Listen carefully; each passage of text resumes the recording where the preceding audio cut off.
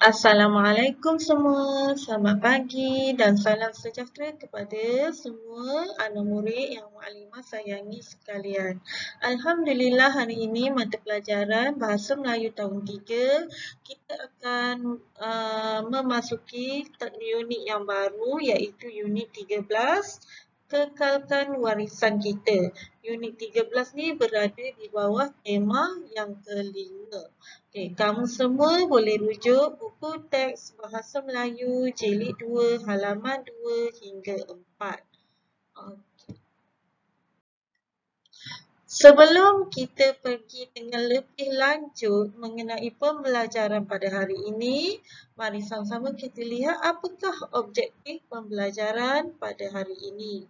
Okey, pada hari ini kamu semua akan dapat mendengar dan memberikan respon terhadap soalan bertutur. Okey, yang ni dalam bidang mendengar dan bertutur. Okey, yang kedua, membaca pantun dengan intonasi yang betul, memahami maksud pantun, melengkapkan maksud pantun. Okey, jadi hari ini kamu akan belajar dua bahagian iaitu bahagian mendengar dan bertutur.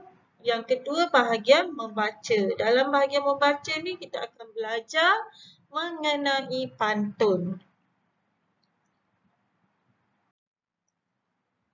Semua dah sedia? Jom kita mula belajar. Okey, cuba kamu lihat dalam buku teks kamu di bahagian tema 5 iaitu kebudayaan, kesenian dan estetika. Okey, kalau kamu tengok dalam bentuk peta mingga ni, dalam bentuk peta bulatan ni, dibahagikan mengenai kebudayaan, kesenian dan estetika di Malaysia ni dibahagikan kepada 4. Okay, dalam tema 5 ni kita akan belajar dalam 4 bahagian iaitu pakaian tradisional, tarian tradisional, makanan tradisional dan permainan tradisional. Ni semua ni dirangkum dalam satu tema iaitu kebudayaan, kesenian dan estetika. Okey, kalau kita lihat pakaian tradisional, boleh kamu semua sebut tak? Apakah contoh-contoh pakaian tradisional? Ya, antaranya ialah baju kurung, sari, cheongsam. Kemudian kita akan belajar juga mengenai tarian tradisional. Okey, tarian Mak Yong, tarian Inang dan sebagainya. Selain itu, kita dapat belajar juga mengenai makanan-makanan tradisional yang terdapat di Malaysia. Sama ada makanan orang Melayu, makanan tradisional orang Cina, orang India, Iban, Bidayuh dan lain-lain lagi. Okey, dan yang terakhir sekali kita akan kupas dalam tema 5 ni mengenai permainan tradisional. Contohnya congkak, wau bulan dan sebagainya. Okey, sekarang mari kita lihat dalam bahagian mendengar dan bertutur. Tajuknya ialah keluarga diraja. Okay, kita baca petikan yang di atas.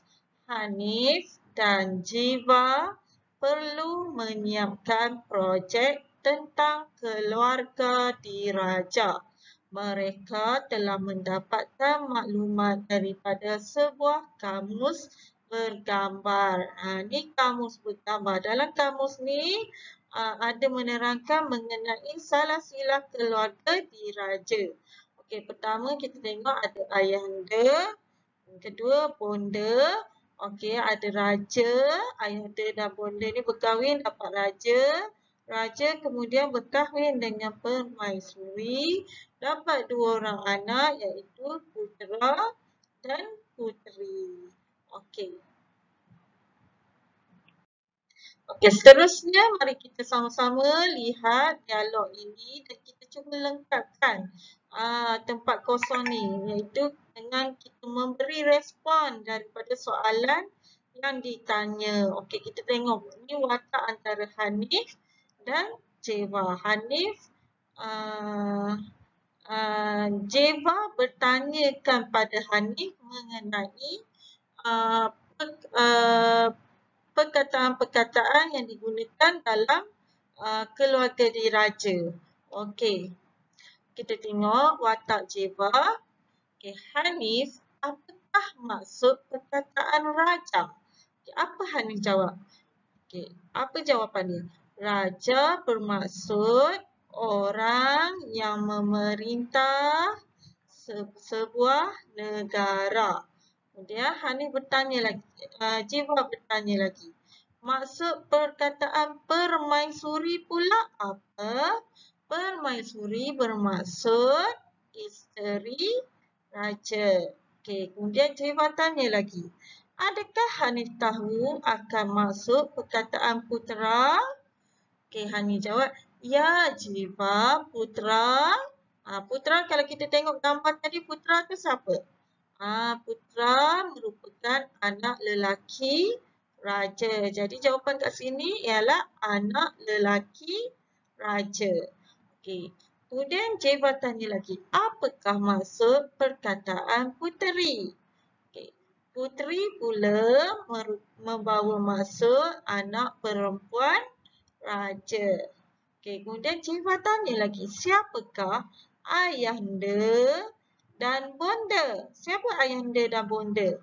Okey, ayahanda dan bonda merupakan ibu bapa kepada raja. Tu ayahanda dan bonda. Okey, ni puteri, putera, permaisuri semua gelaran-gelaran untuk raja. Okey, jelas kat sini untuk bahagian mendengar dan bertutur. Okay, kalau jelas, kita ke bahagian membaca pula. Okey, sekarang kita masuk bahagian membaca. Bidang membaca, tajuk dia pantun, mengenai pantun. Okey, kita kenali dahulu apakah yang dikatakan pantun. Pantun tu apa? Okey, jom kita kenal. Okay, maksud pantun. Puisi lama yang biasanya terdiri daripada 4 baris dalam tiap-tiap rangkap. Okay, pantun ni merupakan puisi lama. Dalam pantun ada 4 baris setiap rangkap. Okey, pantun ni selalu digunakan orang-orang pada zaman dahulu untuk memberi nasihat, untuk berseloka. Berseloka tu maksudnya bergurau untuk beraktiviti permainan teka-teki. Tu selalunya orang dulu-dulu menggunakan pantun untuk menyampaikan sesuatu maksud. Ciri-ciri pantun. Okey, dalam pantun, dia tadi Mukadimah ada sebut, dalam setiap rangkap pantun tu ada 4 baris. Okey, baris tu mempunyai fungsi tersendiri. Okey, kita lihat apakah fungsi baris. Okey, 2 baris pertama merupakan pembayang. Okey, dalam setiap pantun, 2 baris yang atas tu kita panggil pembayang.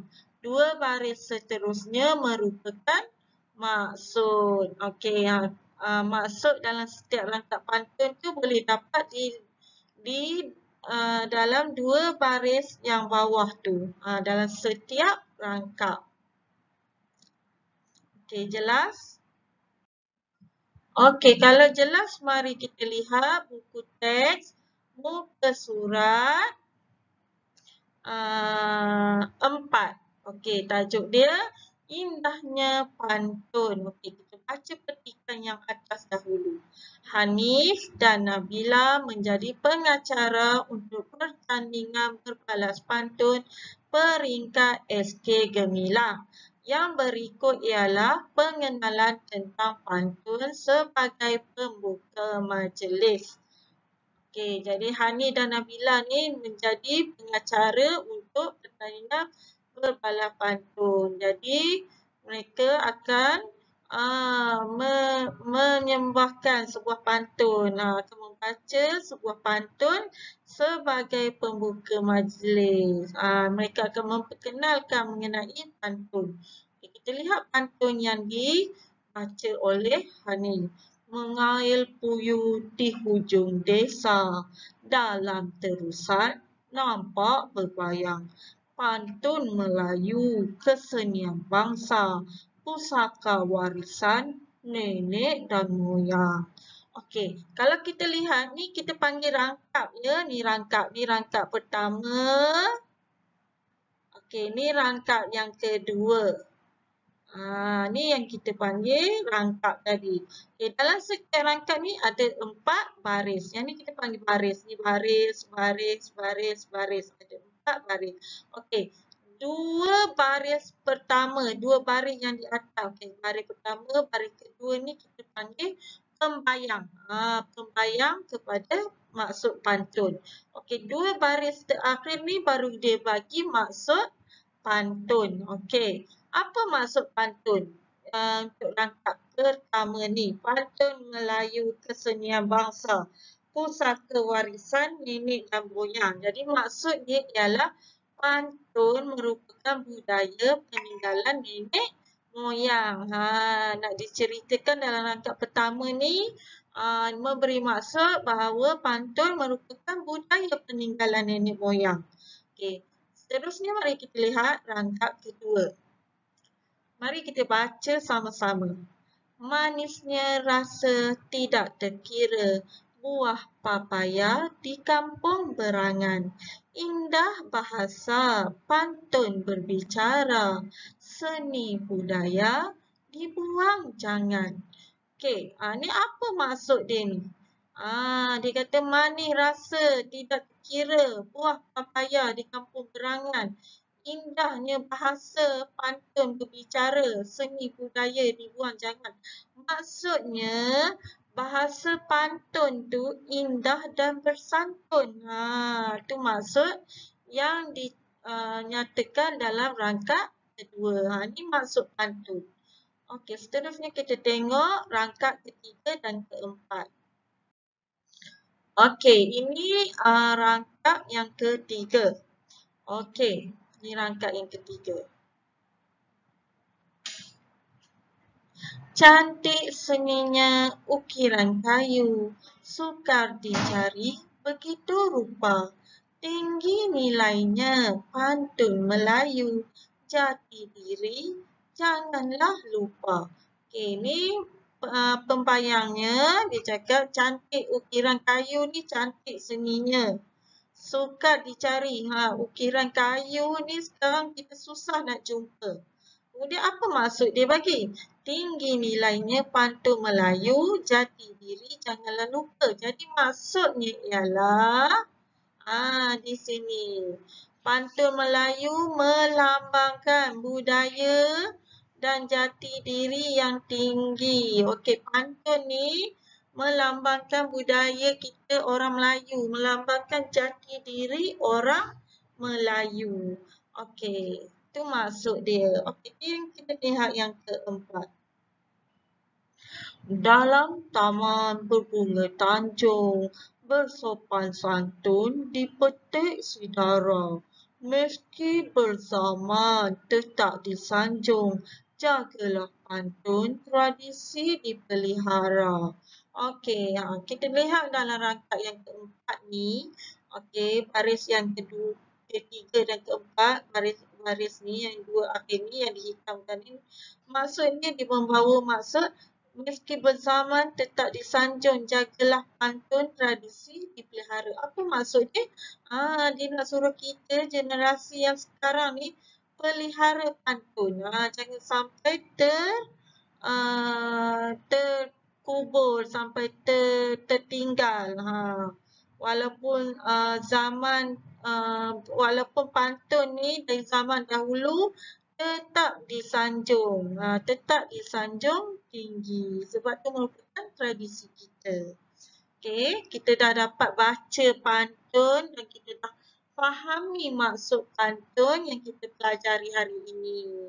Hari ini kamu semua dapat membaca pantun dengan nada intonasi yang betul dan juga mengenali maksud setiap rangkap dalam pantun tersebut. Okey, tadi dah belajar dah kan nak baca pantun macam mana nak memahami maksud pantun. Jadi sekarang, jom sama-sama kita buat latihan dalam buku aktiviti Bahasa Melayu Jilid 2. Okey, ni latihan, contoh latihan dalam muka surat pertama. Aktiviti 1A. Berikan respons terhadap soalan simulasikan. Simulasikan ni kamu kena lakonkan balik. Pertama beri respon terhadap soalan. Ni ada perbualan, contohnya perbualan kononnya antara Tuan Puteri dengan wartawan mungkin menemu bual Tuan Puteri. Okey, tengok watak dia. Okay, wahai Tuan Puteri, izinkan patik semua bertanyakan maksud perkataan yang berikut dalam bahasa istana. Okey, bahasa istana ni hanya golongan raja sahaja yang menggunakan bahasa istana. Tapi kalau kita berjumpa dengan raja atau sultan, kita juga boleh menggunakan bahasa istana. Contohnya, patik. Patik ni membawa maksud saya. Jadi kalau kita jumpa golongan diraja, kita akan guna patik. Okey, seterusnya. Okey, Tuan Puteri jawab, silakan. Bolehkah Tuan Puteri jelaskan maksud berangkat? Apa maksud berangkat? Kita tengok dekat sini. Berangkat ni dia bagi gambaran raja tu naik satu alat ni dipikul oleh pengawal-pengawalnya. Apa maksud berangkat? Okey, yang kedua, apakah pula maksud perkataan bertitah? Okey, tengok di sini. Bertitah. Seperti seorang raja tengah menyampaikan sesuatu.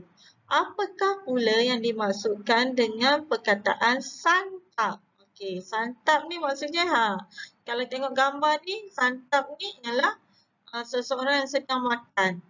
Okey, maksud perkataan gering apa Tuan Puteri? Gering, ni gering. Ni gambaran kalau gering. Okey, kita lihat contoh jawapan dia. Okey, tadi berangkat. Berangkat ialah pergi ke sesuatu tempat. Okey, beradu. Okey, tadi Mak dah lupa beradu. Okey, beradu ni apa? Beradu ni bermaksud tidur. Okey, bertitah bermaksud bercakap atau bertutur. Santap membawa maksud makan. Perkataan gering bermaksud sakit atau tidak sihat. Ini contoh jawapannya. Okey, seterusnya kita lihat muka surat 2. Okey, latihan muka surat 2, aktiviti 1B. Berikan respon terhadap soalan, tajuk dia Martabatkan Seni dan Budaya. Okey, ini contoh iklan lah. Iklan Festival Kebudayaan dan Kesenian Melayu 2000. Tulis kat sini 21. Okey, tema Kesedaran Budaya Pancaran Identiti Sejati. Tarikh 13 hingga 14 September 2021. Masa 8.30 pagi hingga 11 malam. Tempat Kompleks Budaya Air Keruh Melaka. Persembahan Ghazal, Dondang Sayang, Tarian Zapin dan Joget. Lagu-lagu tradisional, demonstrasi pencak silat, ukiran kayu dan seni anyaman. Okey. Okey, ni cerita dia, dialog ni antara Imran dengan Kiran. Okey, Kiran mengajak Imran pergi ke Festival Kebudayaan dan Kesenian Melayu. Okey, contoh soalan dia. Berapa harikah festival itu berlangsung, Kiran? Kita nak tahu berapa hari, kita tengok dekat bahagian iklan ni. Berapa hari? 13 hingga 14 September. Jadi berapa hari? 2 hari. Okey, ni contoh jawapan dah ada dekat bahagian sini. Festival itu berlangsung selama 2 hari. Lepas tu, Imran tanya Kiran, di manakah festival itu diadakan?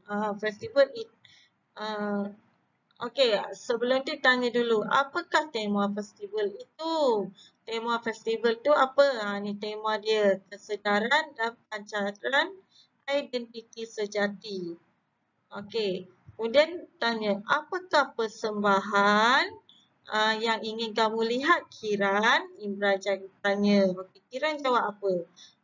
Kiran jawab ingin melihat persembahan silat kerana silat tinggi nilai estetikanya. Okey. Lepas tu Imran cakap, baiklah Kiran, nanti kita ke sana bersama-sama. Okey, ni respon dari Kiran. Okey, jelas latihan muka surat 2? Okey, seterusnya kita lihat latihan dalam muka surat 3. Okey, ni contoh dia. Tulis maksud pantun kemudian lafazkan. Tengok maksud pantun, ingat. Kalau yang maksud ni 2 baris yang terakhir dia bagi maksud. Okey, ni contoh jawapan dia sebelah sini. Okey, semua boleh jelas mengenai latihan muka surat 3. Okey, Muallimah rasa sampai di sini saja penerangan Muallimah. Kita jumpa lagi pada masa akan datang. Assalamualaikum. Bye.